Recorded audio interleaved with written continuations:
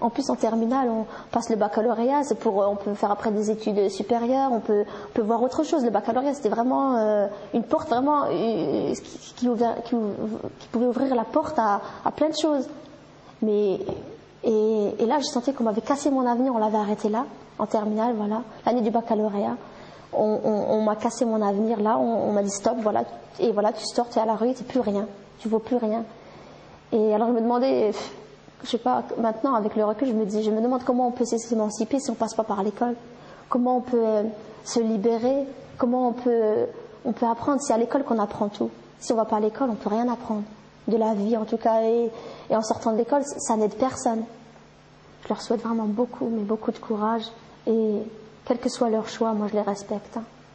Et je les encouragerai. Si je peux les aider dans quoi que ce soit, je le ferai. Mais quel que soit leur choix, il faut bien qu'elles choisissent. En fait, quel choix? Il n'y a pas de choix, je veux dire. C'est soit l'école, soit rien. Donc, quelquefois, le choix, il est vite fait. Donc, je les encourage et franchement, je souhaite vraiment beaucoup de courage. Et j'espère qu'elles feront le choix et qu'elles ne regretteront rien. J'espère qu'elles ne regretteront rien.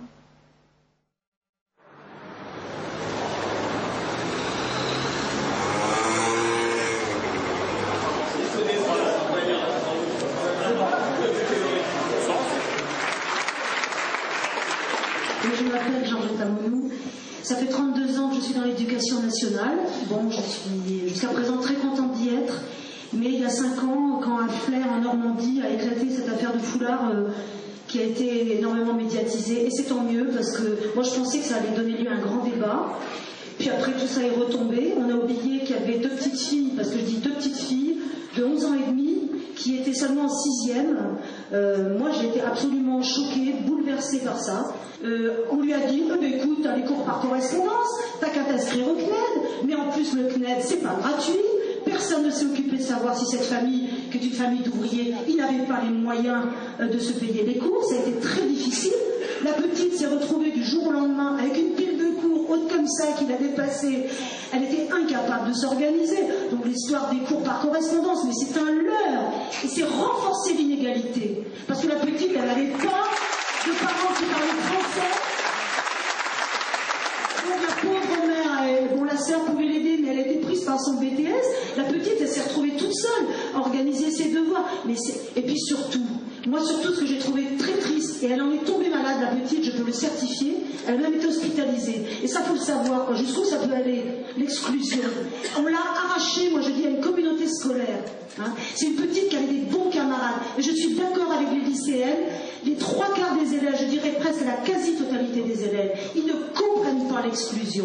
Ils étaient tous devant le collège, spontanément, à crier leur solidarité avec Esma Nour et Belguine, les 2 petites. Vraiment. Et j'étais stupéfaite de l'attitude des profs. J'étais sidérée. C'est-à-dire qu'à partir du moment où les 2 petites se sont présentées avec leur foulard, et moi je pensais que ça pouvait... Moi je suis prof de français, j'aime bien débattre avec des adultes, et j'aime bien débattre aussi avec les enfants, parce qu'il y a quand même des profs qui débattent et qui discutent avec les élèves. Eh bien, je n'ai trouvé dans mes collègues que des gens pleins de haine, pleins de peur, parce que moi je crois que c'est ça, l'essentiel, c'est la peur, et tout le beau discours sur la laïcité, et on a entendu tous les arguments, j'ai une pile de dossiers comme ça, d'articles du Monde, et tout le monde y va, mais dans le fond, elle a raison, elles ont raison, c'est le racisme. Je n'ai pas peur de le dire parce que ça fait 5 ans que je m'éduque là-dessus.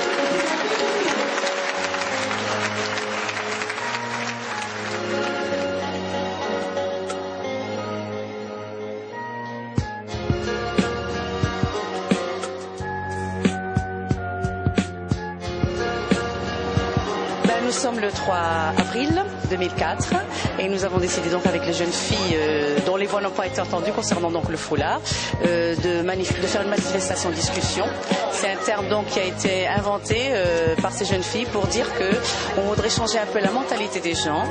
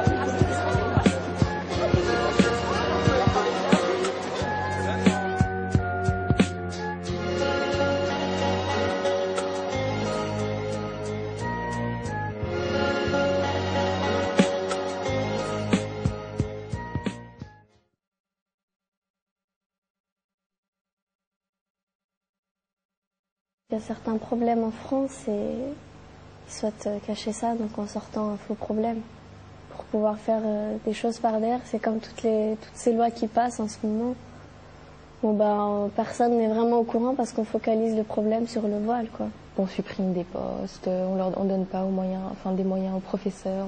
Finalement, aujourd'hui, quand on voit le désengagement et peut-être le désintérêt des gens sur la question des sans-papiers, sur la question du vote des étrangers, sur la question de la discrimination, et quand on voit finalement qu'aujourd'hui, l'idéologie dominante, elle a réussi à stigmatiser, à pointer du doigt les victimes et en faire finalement le problème. C'est-à-dire que on regarde les personnes dans les banlieues, on regarde les chômeurs, les immigrés, et on en fait finalement le problème de la France.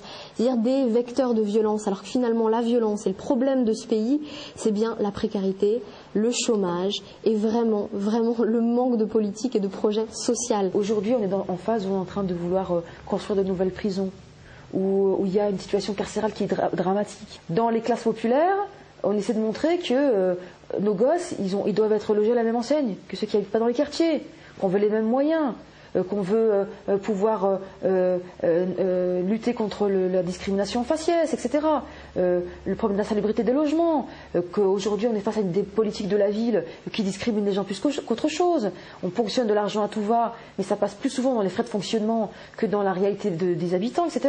Tout ça, finalement, ça permet de les mettre sur l'arrière-plan.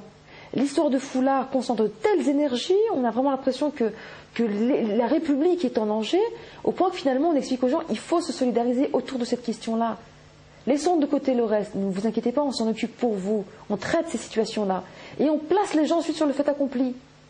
On a le sentiment aujourd'hui qu'on essaie simplement de penser les vraies préoccupations de notre place, et en fait on a lancé un espèce d'os à ronger aux gens pour qu'ils aient le sentiment d'exister, de défendre quelque chose. Mais en fait pour l'instant ils ne défendent rien.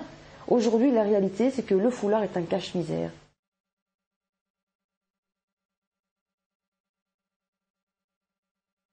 Finalement, moi je crois qu'il y a du positif dans le négatif, parce que je crois qu'on a dévoilé un racisme latent qui est présent dans la société française, une mentalité coloniale très imprégnée dans la société française. Et Bourdieu, à l'époque, écrit un texte qui malheureusement est resté inédit et qui est sorti après sa mort, qui s'appelle « Un problème peut en cacher un autre », où il dit justement qu'il faut lire, quand on parle du foulard à l'école et quand on voit le débat qu'il y a dès cette époque-là, dès 89, il écrit ça, il faut, pour comprendre véritablement ce qui se passe, voir ce débat comme une reformulation, une sublimation d'une question latente. C'est-à-dire, il dit la question patente, faut-il accepter à l'école les élèves portant le foulard islamique, n'est que la retraduction d'une question latente qui est, faut-il accepter en France une présence arabe.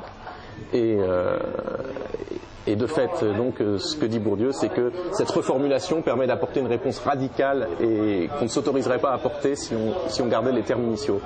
Et il est évident que cette question raciste, même si ce qui est mis en avant, c'est souvent le féminisme ou la laïcité, cette question raciste, elle surdétermine beaucoup le débat. On a l'impression, par exemple, aujourd'hui dans les quartiers, que le viol collectif est l'effet de l'immigration, que les tournantes sont une invention dans les quartiers. Mais la pilule du violeur qui touche les beaux quartiers, on n'en parle pas, entre aux gens bien comme il faut. Mais ces petits salopards là qui savent que violer les filles et dans les cages dans les salles de poubelle, c'est vraiment nous montrer comme des espèces d'animaux, je veux dire. Et ça renvoie à quoi? Ça renvoie à l'image du sauvage, du français musulman, de celui qu'on devait civiliser. Pourquoi on parle de reconquérir les quartiers?